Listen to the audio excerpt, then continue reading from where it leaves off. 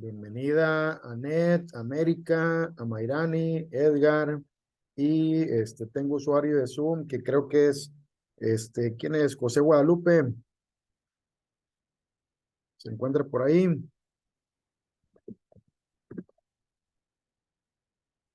Bueno, bueno, pues el día de hoy toca ahondar un poco más en los temas que ya vimos por ahí en la guía de filosofía, de literatura, de lo que son las ciencias sociales y en este caso, ya en específico, las humanidades. Eh, Vamos a ir comentando ciertos detallitos que son más finos. Para esta clase les voy a recomendar que vayan tomando nota, que tomen por ahí su libreta, que vayan tomando las notas personales de lo que vamos a estar platicando, de lo que vamos a estar dando como información. ¿Para qué? Para que vayamos teniendo la oportunidad de imaginarnos bien todo lo que vamos a tener de información. ¿Sale? Entonces, vamos a tratar de ser lo más claros, vamos a tratar de ser lo más concretos posible. Esta es una guía que ustedes la van a estrenar. Es un material que se ha desarrollado ya con la idea de poder tener mucha información, pero muy resumida y que quede mucho más clara para ustedes y también disponible para la consulta. Al final de la clase les vamos a hacer llegar los materiales.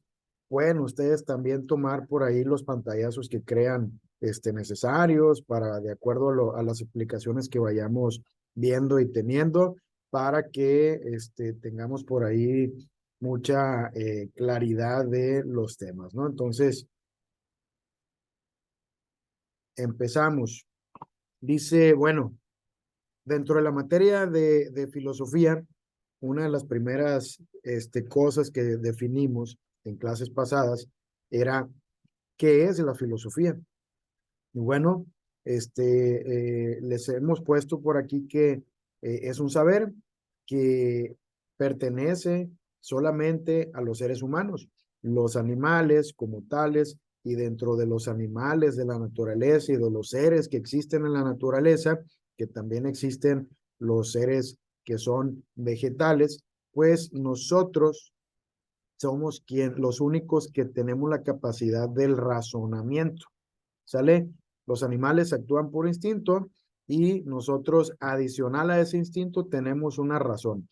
Esa razón nos ayuda a nosotros a tener un pensamiento más profundo que nos lleva a tener una actitud de contemplación de esa naturaleza y de una crítica de lo que está ocurriendo. Recordemos que la crítica no necesariamente tiene que ser una crítica destructiva, de mira qué árbol tan chueco, mira qué flor tan roja. Simplemente es el poder nosotros profundizar más en este pensamiento y nosotros decir, oye, pues finalmente, ¿por qué es roja esa flor?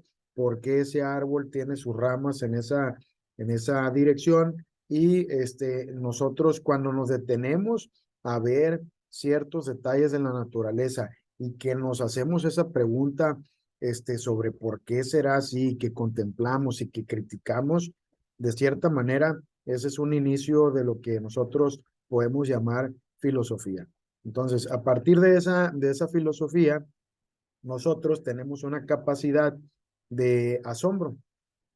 Nos asombramos, sabemos, nos damos cuenta de lo que hay ahí y esa acción de contemplación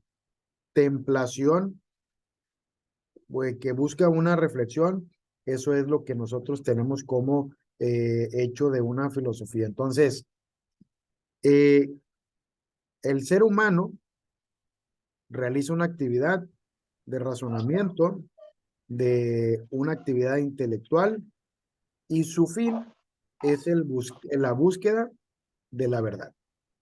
¿Sale? Entonces, ¿qué es lo que la filosofía ¿de qué se encarga la filosofía? Bueno, pues la filosofía se encarga de un saber más universal que se basa en la reflexión, en la contemplación, este, pertenece al ser humano.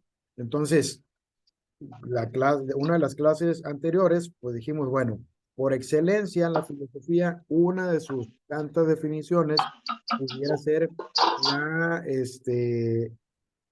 lo que es filos y amor, lo que es el amor a la sabiduría. ¿Sale? Entonces, en este caso, nosotros tenemos que, o la filosofía a nosotros nos da ese componente en el que nos conectamos por medio de la razón con todo lo que tenemos alrededor. ¿Sale? Entonces, en este tenor hay un primer gran filósofo que ya fue contemplado como tal, que fue Tales de Mileto. Fue un filósofo griego y él vivió en el siglo 7 antes de Cristo. ¿Sale? Entonces, en este punto, Tales de Mileto, pues que era uno de los 7 grandes filósofos griegos de la Grecia antigua, que dijo que él no era un sabio. Dijo, yo solamente soy un amante del saber. Entonces, ya estaba dando los principios de lo que es ser un filósofo, decirse un filósofo como tal. Entonces, ya más adelante, un filósofo que conocemos mucho, que lo hemos escuchado mucho mencionar, pues es Platón. En este caso, Platón distingue a lo que es una simple opinión de un saber bien fundado. Y al primero de ellos le llama doxa, ¿sale? Entonces, cuando hay una opinión que es nada más una opinión como tal, pero que no tiene un fundamento probado, pues se le llama, es un conocimiento, es un saber que es una doxa simplemente, pero que se le llama episteme, cuando es un saber bien fundado, cuando tiene un sustento, cuando está comprobado, cuando ya pasa a un plano más formal, que en este caso nosotros actualmente le llamamos un saber científico. ¿Sale? Entonces, la doxa, opinión de cada quien, no importa si está bien o está mal, si está probado o no, opinión simple. Y la episteme, por lo tanto, es ya esa opinión que ya tiene un fundamento, que está probado, que está ya comprobado, que es verificable y que ya tiene una característica de lo que es un saber científico. ¿Sale? Entonces, la filosofía entonces se convierte en un saber que es un saber sistemático. Bueno, la filosofía tiene argumentos y además está racional. Es decir, tiene un fundamento en la razón, en un racionamiento, en algo que se basa en un pensamiento profundo y como tal, eso es la filosofía. ¿Sale? Entonces, eh, de repente nos preguntamos cosas como, ¿y bajo qué circunstancias surge la filosofía de Occidente? ¿Por qué nace en Grecia? ¿Qué importancia tiene la filosofía para nosotros los mexicanos en el siglo XX? Entonces, este tipo de cosas son las que nosotros pretendemos poner en claro, ¿no? Entonces, pues sí, siempre hablamos de filósofos a partir de la Grecia antigua. Bueno, que no existía un pensamiento profundo aquí en esta zona del occidente. Entonces, ese tipo de cositas son las que vamos a ir viendo y estudiando, ¿no? Y dice, bueno, ¿cómo es que pasa la filosofía de un logos? Ya ponle por ahí, dijimos, el logos es, pues, cuando es aquella explicación de un pensamiento mitológico, es decir, que estaban basados en una explicación divina. Es decir, el origen de la tierra, el origen del hombre, se explica de forma divina. Fueron los dioses quienes nos crearon a nosotros. En la religión católica, en el cristianismo, fue un dios que fue quien hizo todo en 7 días y generó un mundo que es en el que actualmente nos encontramos, que es donde los primeros habitantes fueron Adán y de su costilla nació Eva. Bueno, lo hemos escuchado muchas veces, pero tiene un origen divino, entonces esto viene a contraponerse porque el origen del hombre y del universo ha sido pues algo que nosotros nos ha llamado mucho la atención, del cual nos preocupamos mucho, nos ocupamos también, porque de una u otra manera a través del tiempo y hasta la actualidad, el hombre se ha sentido como perdido, como un hijo que no tiene la noción de quiénes fueron sus papás, quién fue su mamá, cómo es que se miraba su papá o su mamá de manera física, si pertenece a una familia, si tiene un día de nacimiento, cuál es la fecha de cumpleaños de esa persona. Entonces, imagínense estar en esa situación en la que no conoces de dónde vienes, dónde naciste, qué día naciste, cómo te llamaste, si es que te llamaste, quiénes fueron tus padres. Pues entonces crea un conflicto existencial también que el hombre ha ido y tratando de resolver. ¿Sole? Entonces, el origen del hombre y del universo ha sido una de las creaciones favoritas de los dioses. En la antigua Grecia, pues nos encontramos con una religión o más bien una civilización que tenía muchos dioses y por lo tanto era una civilización politeísta, donde Zeus, el padre de los dioses, que era que se encontraba viviendo, al igual que todos los dioses, en el Olimpo, pues gobierna de alguna manera. Entonces, los antiguos griegos dan respuesta a los fenómenos de la naturaleza y al origen en cuanto a los diferentes mitos que existen como tal, ¿no? Entonces, el dios del fuego, del amor, de la victoria, del trueno, ¿sale? Tanto que algunos personajes los retoman algunos firmas famosas de algunas películas grandes, ¿no? Como en este caso el dios del trueno. Y bueno, más adelante, dentro de esta historia, hay evidencia de que existió un gran poeta que se llamó Homero. Dentro de este poeta se le atribuye dos grandes obras, que son la Ilíada y la Odisea. La primera de ellas, la comentamos el día de ayer, que abarca lo que es la guerra de Troya, que es una guerra que dura aproximadamente 10 años, y sus antepasados son los griegos. Y en la segunda, que es la Odisea, es el largo viaje de regreso de Odiseo, que estaba castigado por los dioses después de haber ganado la guerra de Troya. Entonces es como la segunda parte de la Ilíada. La Ilíada es la primera y la Odisea la segunda. Entonces, a través de la historia, que es la historia sagrada y la nacional del antiguo imperio, estas obras son consideradas pues la joya mayor, ¿no? Entonces, son dos grandes obras, ¿de qué? De la cultura occidental. Por su parte, de manera similar, existe otro poeta que es Hesíodo, que escribe una obra llamada la Teogonía, es decir, el génesis de los dioses. ¿Qué significa el génesis? Pues el origen de los dioses, en la que el Hesíodo nos trata de ofrecer una explicación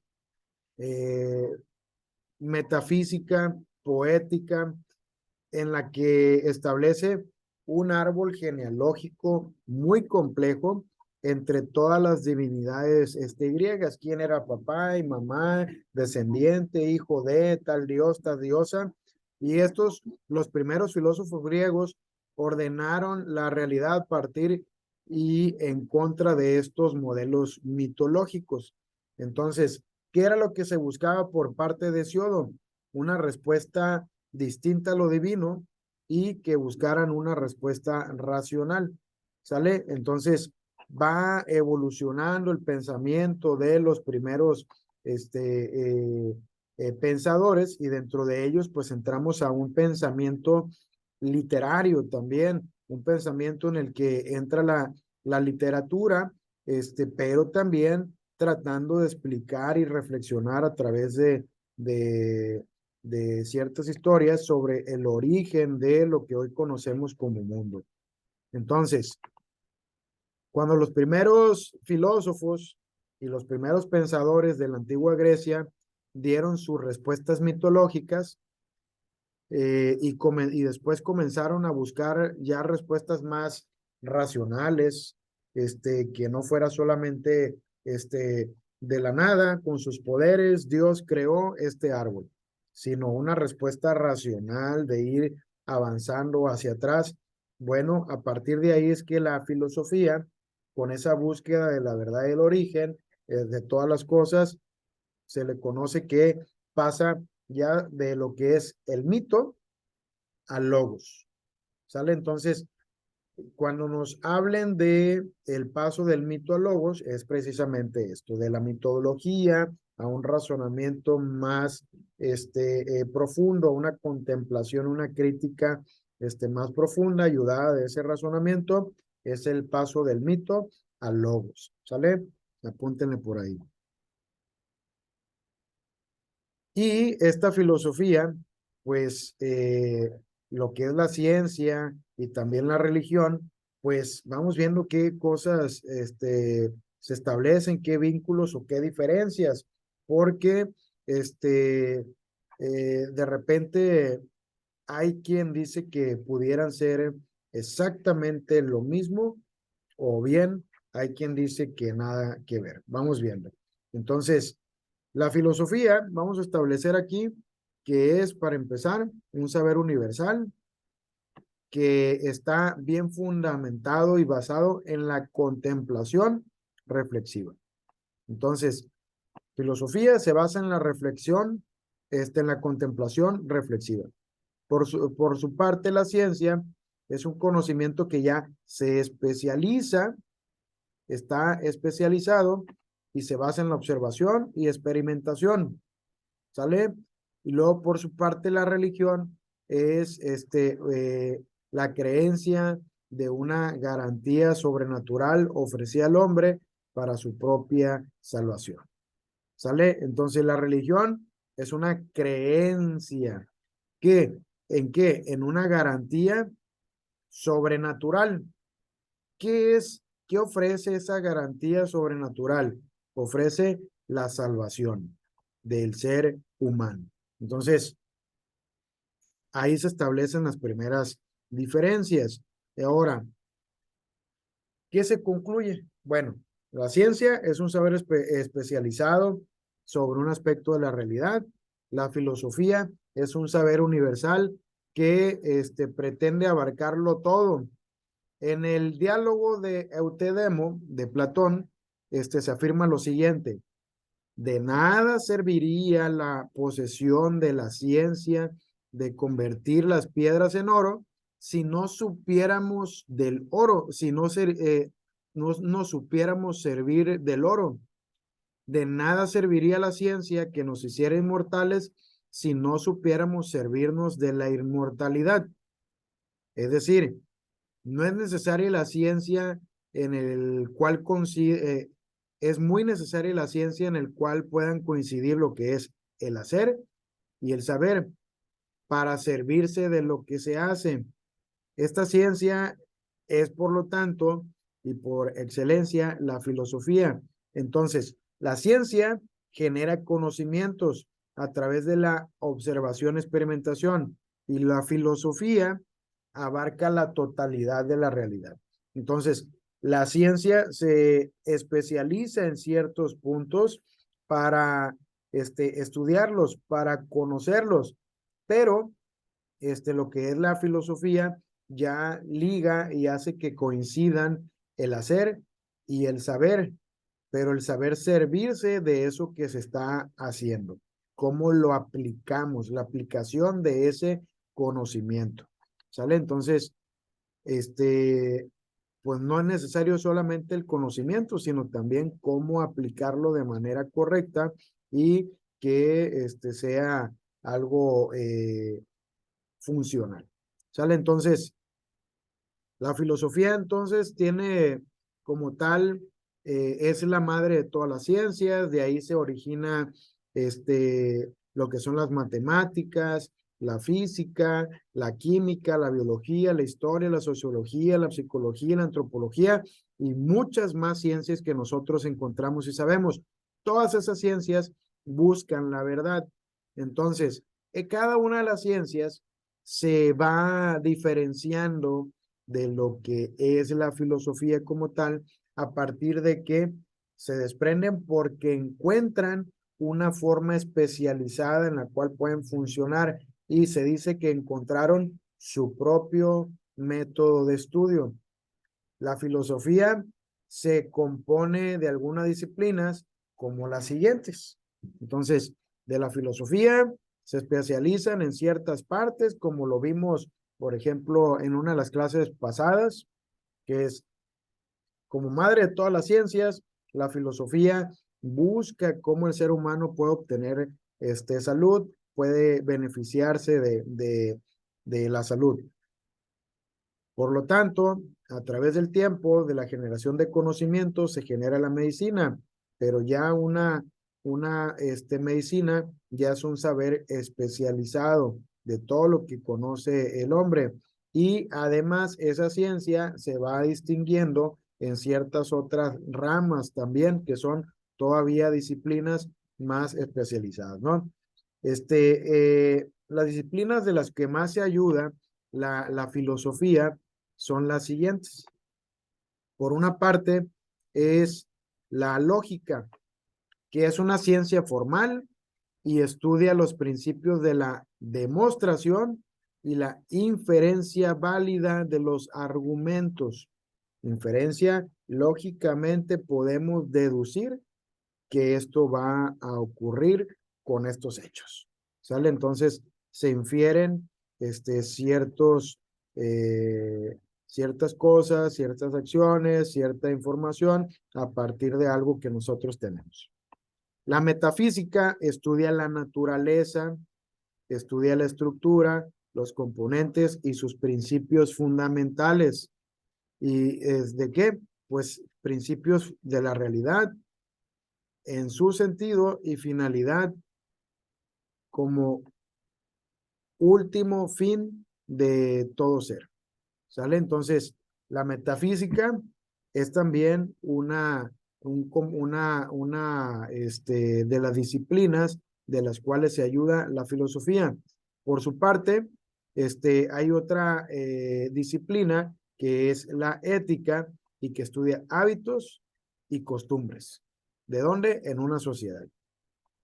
La ontología es el estudio del ser en cuanto al ser, es decir, estudia lo que existe. Todas estas disciplinas es bien importante que nosotros vayamos sabiendo cuáles son los puntos importantes. Por ejemplo, yo aquí en pantalla voy señalando cuáles son las palabritas clave que nos pudieran ayudar. Entonces, en este caso, la ontología que estudia al ser, a lo que existe, es como tal esta disciplina, ¿sale? El ser en cuanto al ser. La epistemología, por su parte, es una teoría del conocimiento. Estudia el origen de las ideas, la estructura y la validez del conocimiento. ¿Sale? Y la estética estudia la esencia, la percepción de la belleza y también se le conoce como la teoría del arte. ¿Sale? Entonces, la estética se hace presente mucho en las bellas artes y es una disciplina de la parte filosófica, de modo que la estética que estudia la belleza, pues tiene, por ejemplo, diferentes grados de belleza. El grado más bajo es por su parte y podríamos a lo mejor estarlo separando o poniéndolo en un plano que no perteneciera tal vez a la estética, pero es la estética estudia lo feo, ¿sale? Que es el grado más bajo de belleza. Como tal, lo feo también es bello, es valioso, pero